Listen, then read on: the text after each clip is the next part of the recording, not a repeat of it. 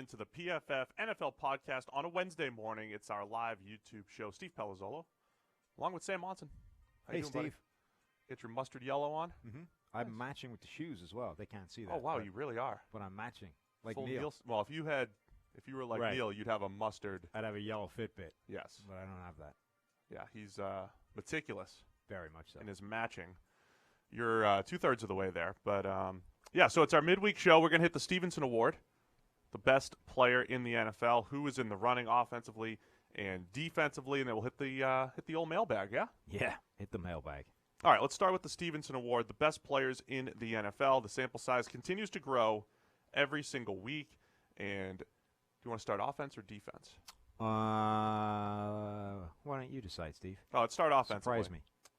George Kittle remains Dominant. the top-graded offensive player in the NFL at 92.1. The defensive side has guys like Aaron Donald still sitting up there, but offense has some new names up there, guys like George Kittle, Chris Godwin, Josh Jacobs, the rookie running back from the Raiders on the list. What are your thoughts on this offensive battle for the best player in the NFL? Jacobs is fun. He's a really good player. Like last week couldn't have been more perfect for the whole running backs don't draft them high thing because he had the game of his life, and it couldn't have mattered less. Forced 8 missed tackles. Right. He was already having a good year. He had a 90-plus grade in that game. He looked incredible against the Packers, and they got stomped. Yeah. So, it's running backs are great players. They're great to watch. They're still an extremely fun part of football, but they're not going to be the thing that wins you games.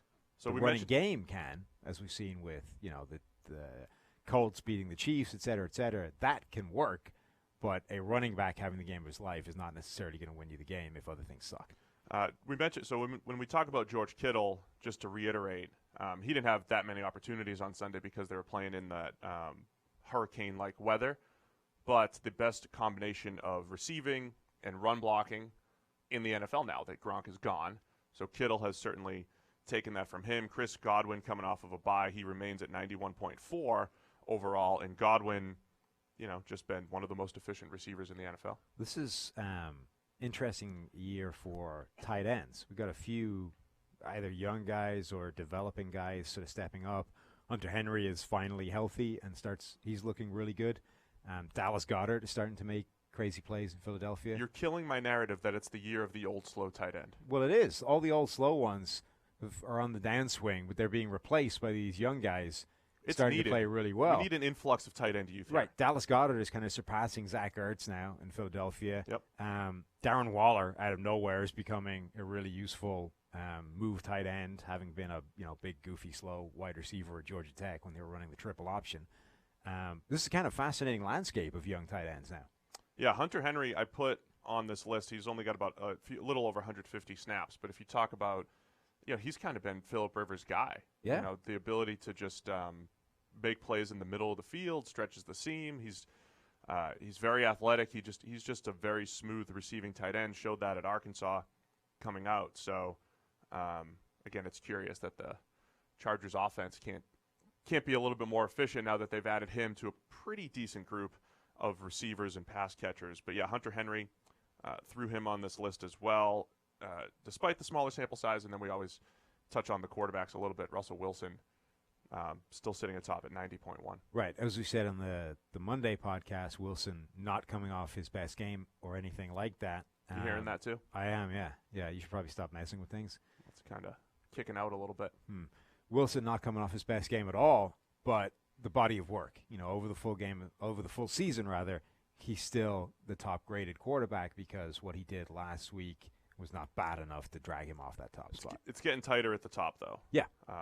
Aaron Rodgers is making a move. So again, it's the Stephenson Award. It's not most valuable. It is best players. The best players, the highest graded players in the NFL. Few offensive linemen just sort of on the fringes. Brandon Brooks, Quentin Nelson, who's my other one? Lyle Collins back in Dallas's lineup. Those guys are sort of on the fringes looking to potentially make their way into the top 5, the watch list, the short list. All right, let's go to the defensive side of the ball. It's a good combination of familiar names, and then at the positions that are more volatile, you've got, some new names. And that's the type of thing that can change pretty quickly. But Aaron Donald has officially taken over as the highest graded player in the NFL. His rightful place. 92.3. is it a quiet top-graded year Yes. for Aaron Donald? Yeah, it is. That's it? Yeah, it is. Okay. So we're going to blame – I like to blame it on new usage patterns and all that stuff, right? New usage patterns. Yeah, he's playing on the edge a little bit more. I mean, it's inherently more quiet when you're not on pace for 20 sacks like he was, last year. Yeah, so one of my favorite things – it's nice when the sack totals match up with our grades and the performance, but one of my favorite things to do is to say, look, the sack itself is not the difficult thing. It's actually defeating the block in front of you is the difficult thing. That happens far – once you beat the block, it turns into a sack, say, 50% of the time. Beating the block happens 20% of the time if you're really good. So that's why we essentially give more credo to the beating of the block. I think it's also fair to say that this is – I mean, I don't want to say it's a down year for Aaron Donald because the dude has a 92.3 overall grade, and it's the best grade of anybody in football. But it is lower than every grade of his career after his rookie season. It's also the lowest pass rushing grade of his career after his rookie season. So it's not that he's been bad. It's that he set the bar up here, and he's dropped to here. Right. So I think that's part of why it's a relatively quiet Aaron Donald year is, A, the sacks have kind of evaporated in terms of, last year he sacked the quarterback 21 times over the season. This year he's got 4 through 7 weeks. So the sacks have disappeared, so there's no obvious box score noise being made. He'll have that one game where he picks up 4 sacks. But even so, I think just it's gonna go back to 13 or 11 or his average has been like 10, 11 before that 21 season, and now we're probably going to go back to the 11 range. So Right. I think it's probably going to be a slower Aaron Donald season, at least box score wise, and it is being reflected in a slight slowdown in overall production. Like the scary thing about Donald over the past few years is that he has already been the best player in football, and he's been inching upwards. Right, he's been incrementally getting better despite being the best player in the game. For the first time in 4 or 5 years, he's not taking a step forward. If that plateaus a little bit, it's okay. Yeah, sure. I mean, he still could easily be the best player in football in 2019, and not as good as he's been. Right. So right behind him is Calais Campbell. We've talked about him as a guy that can move up and down the defensive line. He's now at a 92.1. A couple weeks ago, we said, look, he had a monster game against Tennessee, which helped his grade, but he's been a lot more consistent since that point. He's tied for 8th in the NFL with 36 pressures and a 91.9 run defense grade, leads all defensive linemen, edge or defensive interior. So another just really good all-around year for Calais Campbell so far.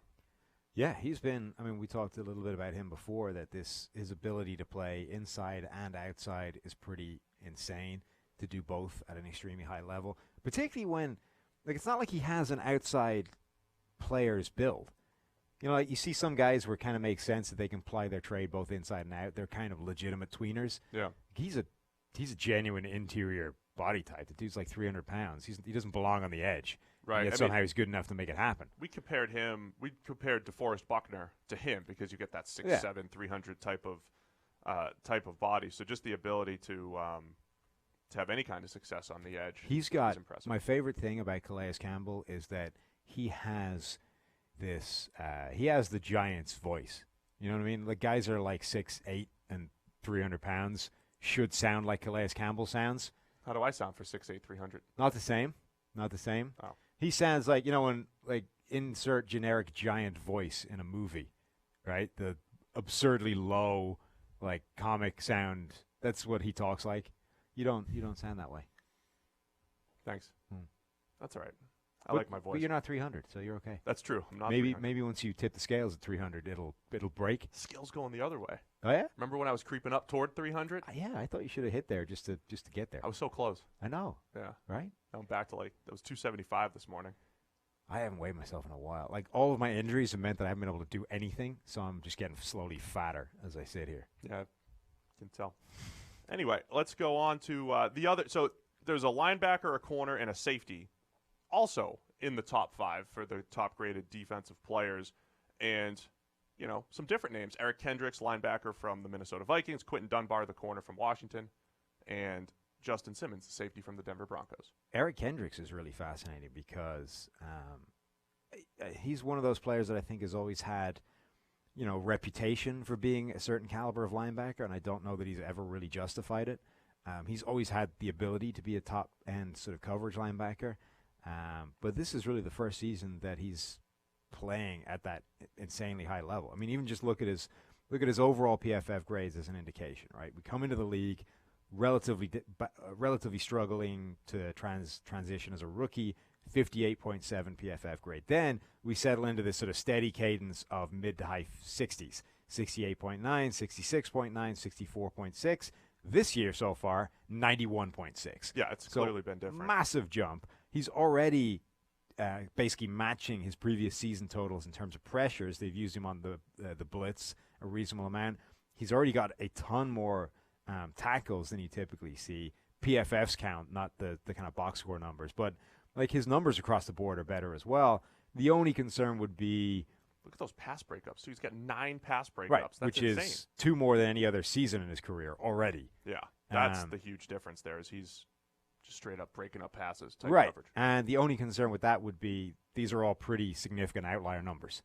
So, we've talked before about it is possible for players to go on an outlier season and have like a whole year where they play at a completely different level to where you expect them to be. Right. On the other hand, we've been talking all the way for the first 7 weeks of small sample sizes, things swing back, they regress to the mean, or progress, right? Progress back to positive regression. Positive regression to the mean. Yeah. So things will come back. Maybe Eric Hendricks is primed for a guy who will head back to that mid-60s level of grade by the end of the year, or a bit above it because he's had this incredible run of play. But he's playing insane right now. This is kind of the opposite of Aaron Donald's numbers not matching the grades. This matches perfectly. Eric Hendricks is tied for the league lead among linebackers with 14 pressures. Him and Jamie Collins both have 14. He's tied for the league lead in defensive stops, those tackles in and around the line of scrimmage. Blake Martinez and Joe Schobert, they all have 28. And he leads the league with those 9 pass breakups. The pass breakup leaders go Eric Hendricks 9, Corey Littleton of the Rams has 6, and then a few guys have 4. So it just shows kind of the level of playmaking that Eric Hendricks is bringing to the table so far this year. Yeah, he has 28 stops this year through 7 games. He had 34 all last year. Yeah, it's a so he's 6 career away. year. Right, he's 6 away in terms of defensive stops from tying his season last season. Career year so far for Eric Hendricks. We talked about Quentin Dunbar with the Washington Redskins. He actually had to cover George Kittle a little bit last week, which was a nice little matchup. I think that game will help out a defensive back in terms of grade. Oh, absolutely. Yeah. So on the year, Dunbar's got good size. He's a former wide receiver, much like Richard Sherman.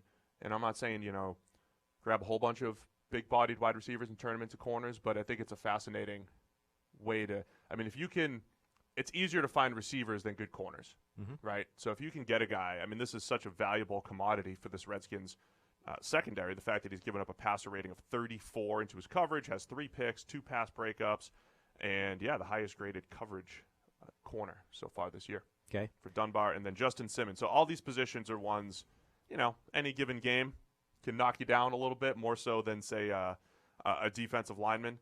So Justin Simmons, sitting atop our safety grading so far this year. All right.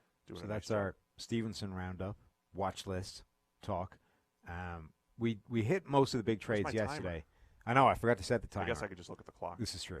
We did most of the big trades yesterday. The one that came in after we recorded that video, though, was Quandre Diggs to the Seattle Seahawks. What do you make of that? Yeah. That's all right. In-depth and penetrating analysis. How's that? From Mr. Palazzolo. Thanks for the warning. Yeah. To prepare for that a little bit.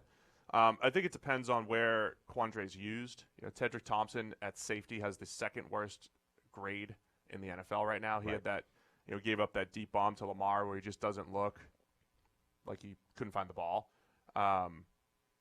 Seattle's defense is interesting because they've certainly regressed at corner in recent years, but there's also this element of the guy sitting in the middle at free safety in that defense. The drop-off from Earl Thomas, even just Earl Thomas's reputation to the next guy, that might even be more massive than losing Richard Sherman, than losing, say, like peak Brandon Browner and the guys that they've Definitely put out there corner. Yeah, I think it definitely is. We talked before that Earl Thomas is the guy that makes that defensive system work. Yeah. If you don't have him, even previously in his career, you've seen times where Thomas goes off the field and the alignment of where that deep single high safety changes. Because Thomas is able to play that role closer to the line of scrimmage than anybody else.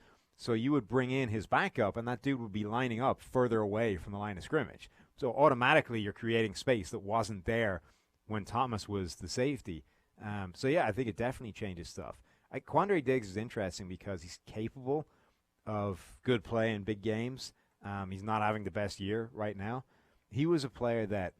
And he's moved from slot corner to free safety back at late in 2017. Right, and he's one of those players that has a strange body type for that. Like he's 5'9", 200. Yeah. But he's a fun player that multiple people, when we were doing the scouting process, he graded reasonably well, but he wasn't necessarily on anybody's radar. He went in, the 6th round. But multiple people watching other people notice Quandre Diggs. Yeah. I'm always fascinated by those players that kind of jump off when you're not actually supposed to be watching them. Right. You're looking for a receiver or whatever. I was like, who's that guy? I noticed him that way. Ben Stockwell noticed him that way. So he's an intriguing player that's hung around for a reason. And reportedly, or at least not reportedly, judging by the reaction on Twitter, a lot of the Lions players are pretty pissed off that they traded him. Yeah. Yeah, I mean, he's definitely an interesting player, especially when you talk about – we talk a lot about guys that are versatile and doesn't really matter. I mean, he came into the league as a slot corner, had a nice rookie season, and then regressed a little bit and kind of just settled in as this – 60 coverage player type of guy, mid-60 coverage player for, using PFF terms, so middle of the pack, slot corner type of player. But then I like those players that can cover the slot reasonably well and also can play free safety. That does add some versatility if you have to drop the safety down. Sometimes formation dictates you have to do more than just sit in the middle of the field, right? Seattle is more likely to give him a shot as the deep free safety sitting in the middle of the field. And given that Cedric Thompson has struggled there, this could potentially be an upgrade there. The tackling has been an issue for Diggs. 10 misses in 2018. He had a bunch of attempts that year, but 6 this year on only 26 attempts, 6 out of 26 that he's missed. So a 35 tackling grade so far this season. Okay, I have a question that came in our mailbag, podcasts@bff.com. This one came in the mailbag. Who is in a slump right now that should creep back toward average? I can't say who sent us this email because both the, the name that appears as your thing, both the name and the actual email address are far too offensive to read out over the air. You can. Give me 1 second. Just drop me a note with it. I'll see how offensive it is. Here we go. Sent from this guy. Oh, yeah. Whose email address is that. So we can't read that out. But his question is a good one.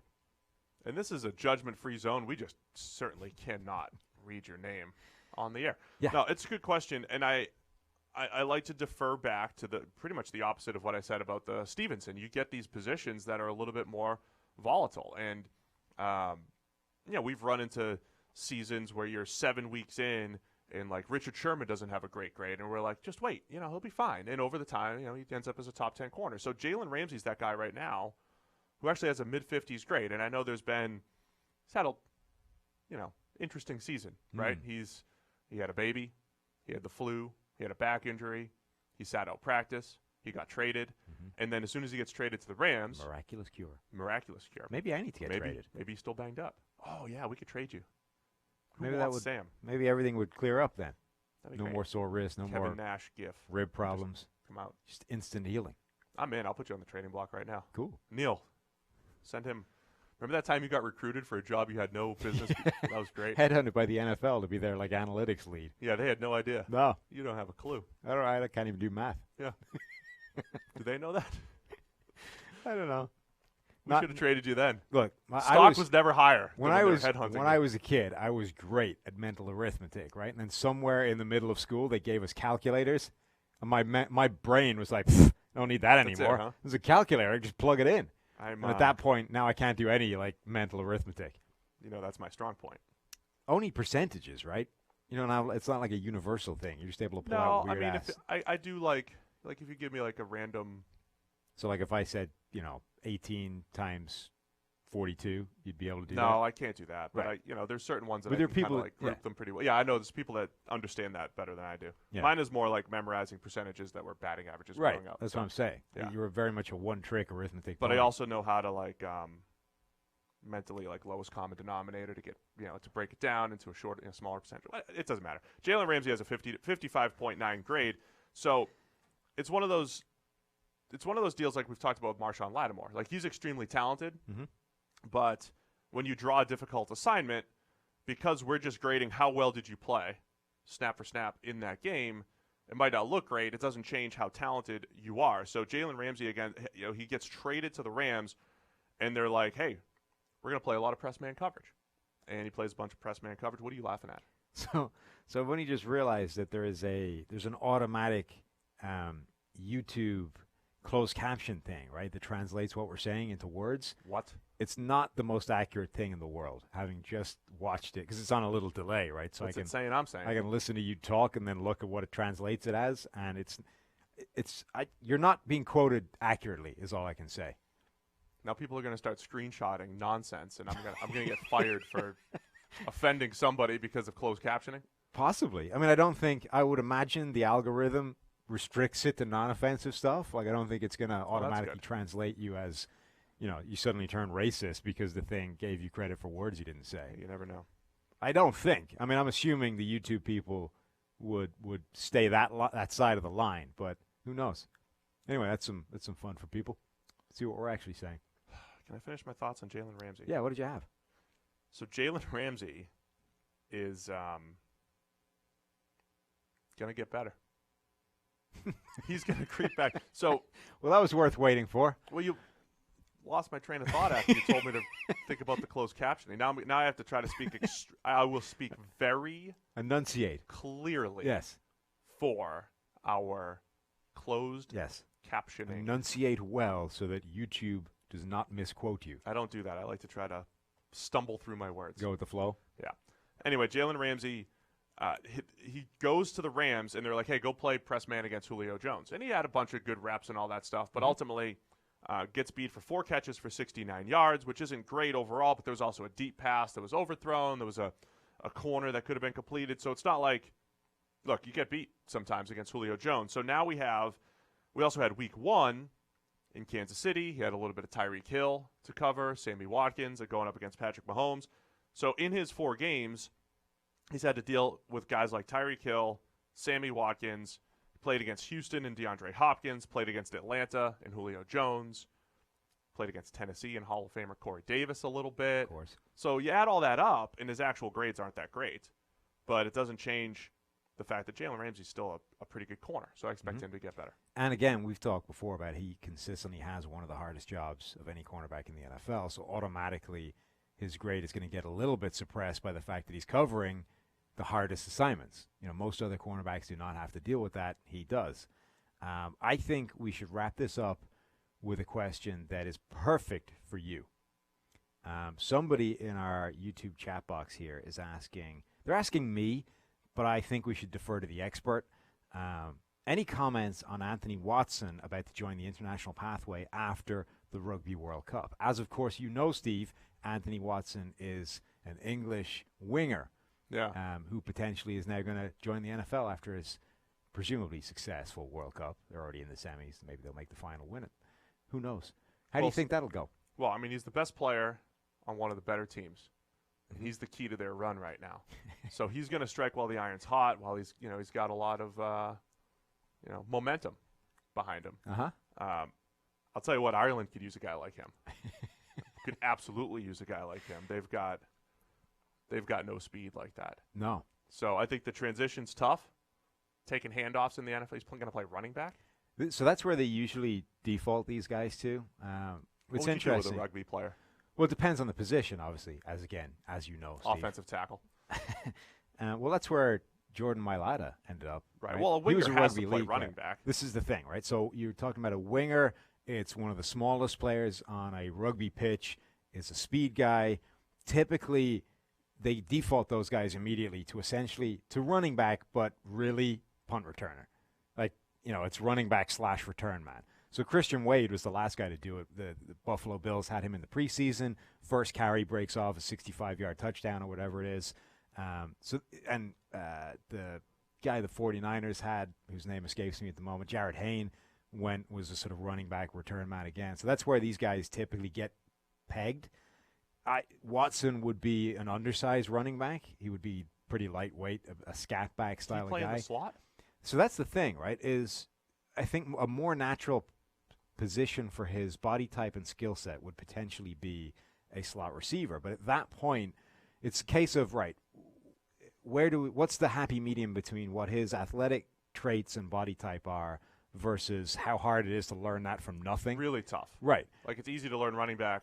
Well, even running back, it's not like it's easy because running with instinct is easy, right? But okay, this is a power play. Right. This is the gap. You know what I mean? There's like a bunch of reads and those kind of things that you need to make during the course of your run. They don't do that. I mean, you watch Christian Wade. The 65-yard touchdown was not where that run was supposed to go. He just saw daylight, made some stuff happen, and, scored, which is great, but not really sustainable, right? Run to daylight on power is a little risky sometimes. Exactly, right? So I think he ends up getting pegged as a running back and return man because that's just the easiest thing that they start these guys off at. He definitely has the athleticism and the skills to make it happen, but learning how to play at the highest level from nowhere is a really hard thing to do. So I would imagine a Christian Wade-esque career for him in terms of you might see him make a few plays in preseason. I don't think he'll stick on an active roster, maybe make somebody's practice squad or that international exemption they get for practice squads. And then it's a case of does he have the staying power to basically stick around for, 3 years, learn how to play to the point where somebody goes, all right, you know what, this is actually worth a shot now. See, I think this, I would want a rugby player. I would only want a rugby player if he's going to be at a more valuable position. And this isn't to trash running backs again, but we already talk about how it's the most interchangeable position. I can draft a guy in the 6th, 7th, undrafted, whatever. I can get a guy in there to produce behind a good offensive line, right? What I like is a guy like Jordan Mailata. My thing is if you can find creative ways to steal valuable players, if you can find a developmental tackle that turns into a starter. So I'm all about tight end to tackle transitions. If you have a wide receiver, we talked about wide receiver to corner. If you could turn a rugby player into a reasonable slot receiver, which is challenging. It's absolutely challenging, just like offensive tackle's challenging. There's so much to it from a mental standpoint for guys that haven't played the game. But, I would take a stab at maybe him playing slot. Yeah. The tough part is reading coverages and leverage. Here's the thing. Route running and all that Not stuff. just slot receiver. You could go legitimately out of the box and say, all right, if we're starting from nowhere, let's talk about slot corner. Because rugby players playing defense have stupidly good footwork. Those guys. Now that's interesting. That's guys very interesting. Have spent a career basically mirroring their man, right? And they have to make reads as well in terms of understanding when to come in, hit a guy, when to stay out and drift towards something else. That's effectively zone coverage. They can all tackle, right? Right. So that's effectively zone coverage. You rarely see rugby players just completely whiff in the open space on a tackle. When they're one-on-one, usually they make the tackle. If you're working on the base, look, even to play running back, it's going to take this guy 3 years of learning how the hell to play. That's not worth it. So for running back, it's not. But if it's going to take you 3 years to play running back anyway, spend the 3 years and work as a slot receiver or a slot corner and see what that does. We've seen Bill Belichick take Troy Brown, Julian Edelman, and there was one other guy that played. I mean, Matthew Slater played free safety for him 1 year. That's how bad his defense was. Right. But we've seen Edelman and Troy Brown just go play. They just go play man coverage against this Mike slot Furry receiver. They back with the Lions. Yeah, he did it a little flip bit. sides. It isn't that. There's but I'm saying transferable skills. Especially if it's a man-heavy type of scheme, and it's like, hey, just go be an athlete and mirror this guy. You're not going to have a ton of open field tackling opportunities, and you just, match that skill set. So that's my thought on that: is find valuable positions. My analogy on why I wouldn't turn him into a running back is like I don't care about the wildcat and creative ways to like. I think that makes average 4 perfect yards sense. per carry. We just talked about Josh Jacobs. Like, he can have the game of his life, and it doesn't matter. Every running back in the NFL effectively is talented, right? It's just the difference between them largely is what the situation is the like. production. At which point, differences. why would you specifically go looking for a guy outside of the game whose ceiling would be the same as everybody else? The risk here, though, is like with the old Seahawks strategy of like, give me this great athlete and we'll develop him. And Right. that's like the Mark Lewinsky thing. Like, the guy was an incredible athlete, but by the time he figured it out, him and J.R. Sweezy, they were gone. Whatever you're doing, it's a really low percentage play. The only difference with the rugby players is that they get that sort of international, basically a bonus spot on the practice squad, like an exemption. Yeah. You get a typical 8-man. It's an 8-man practice squad, right? Not 10. Whatever it is. You get I'll your know set when I'm GM. Okay. You get your set number of practice squad players, but if you get one of these guys, you get a freebie, bonus. When I am GM or maybe special assistant to the GM. Special assistant to the I got a buddy. He's got that title in baseball. Okay. Buddies everywhere. Degrees of separation. Special assistant to the GM. Huh. Sounds pretty. Like, I you're mean, right there, but there's a little bit less pressure on you. You're still getting canned if he does. I'd like to I know, but if I'm you're going to an get influencer. fired, like if we're getting fired, I'd like to be the actual person getting fired rather than just you work for a guy that got fired and now you have to pack your crap. Yeah. Unless you do a good job. Yeah. Anyway, when I'm in that front office, I'll tap into the rugby market, but I'll do it in that right way. Okay. And maybe you'll be my social media manager / international rugby scout.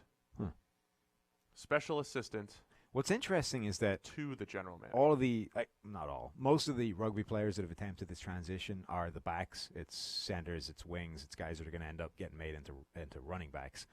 You haven't seen that many of the forwards make that transition. I know there was a guy the Jets tried to make into a tight end a while ago who was a forward, but Mailata, for example, you get this guy who's a crazy athlete, you turn him into a tackle, you see how that works. Like, there are some back row forwards that can make dynamic tight end weapons. There are other positions in rugby now. I think I would a look decade for, or more ago, I don't think they would have had the same transition, but now the level of athlete has improved, and I think you can make them into some really valuable positions. I'm all for looking for creative tight ends as well. Former basketball players, that's been a pretty common thing.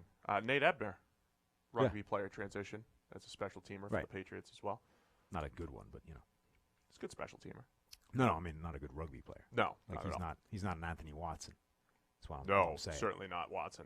And you can watch Watson in the Six Nations or something. Is that right? World Cup. You can. The World Cup is first. You might want to watch him there first. What's that? February? The Nations thing? Yeah. And also, if he is moving to this after the World Cup, he's probably not playing in it. All right. I agree. So, yeah, Watson, make him a slot, something or other. That'll do it for us on the Wednesday morning. Rugby talk is over. People like this draw. Can we draw some rugby plays? Remember you do that little pitch play and you got, draw some rugby plays. Yeah. I probably drew something offensive there, too. You just drew the Amazon smile. Look at that. Now you have to block it out because they're not an official sponsor. All right, guys, thanks for tuning in on a Wednesday morning. We'll be back tomorrow previewing Week 8 in the NFL. Mustard Sand.